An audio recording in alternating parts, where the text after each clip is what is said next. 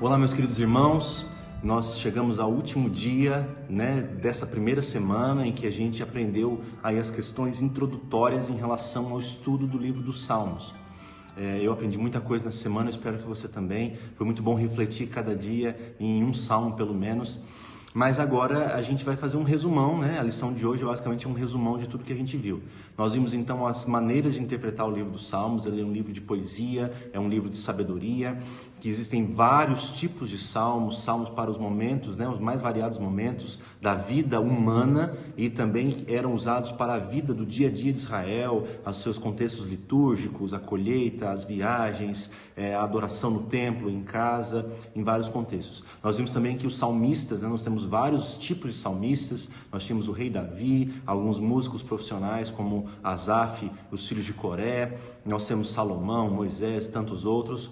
Nós temos aí também essas questões que tem a ver com como os salmos retratam Deus. Deus é retratado de várias formas. Deus é quem está perto, Deus ele está longe, Deus é o governador de tudo, mas ele é um amigo próximo, mais chegado, ele caminha ao meu lado, como nós vimos ontem.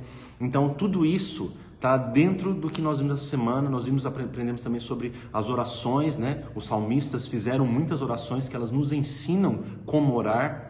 Mas eu quero me deter num texto de Ellen White. Se você tem a lição dos adultos com o comentário de Ellen White, o comentário de Ellen White da quinta-feira, 4 de janeiro, que fala do mundo dos salmos, Ellen White vai descrever um pouquinho como é que era a composição de Davi.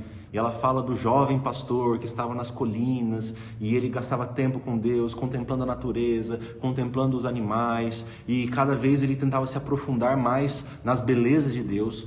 E quando ela termina de descrever isso, da forma como Davi compunha seus salmos, ela diz assim: aqueles que buscam ao Senhor em segredo, contando-lhe suas necessidades e pedindo auxílio, não rogarão em vão.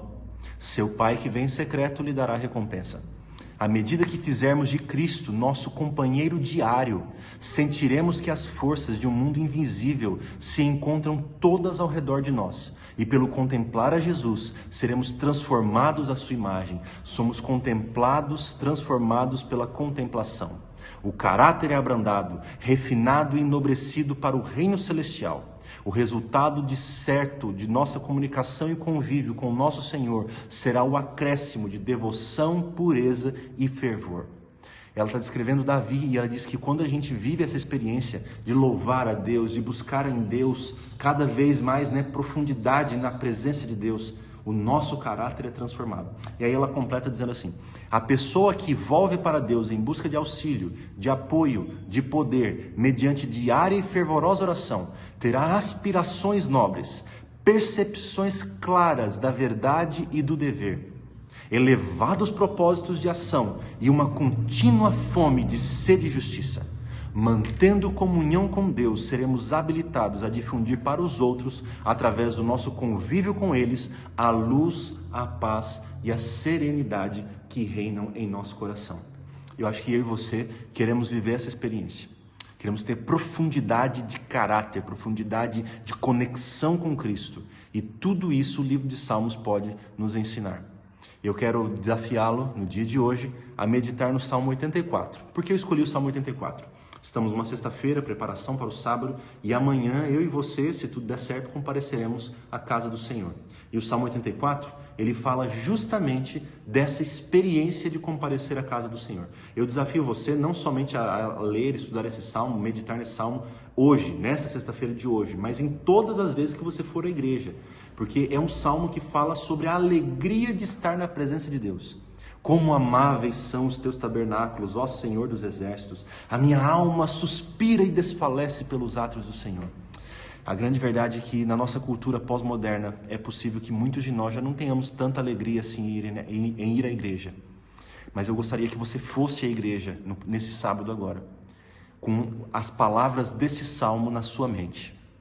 Você vai para o encontro com o Eterno, aquele que proporciona um tipo de alegria que é diferente da alegria que você tem na praia, na feira, no shopping, em qualquer outro lugar.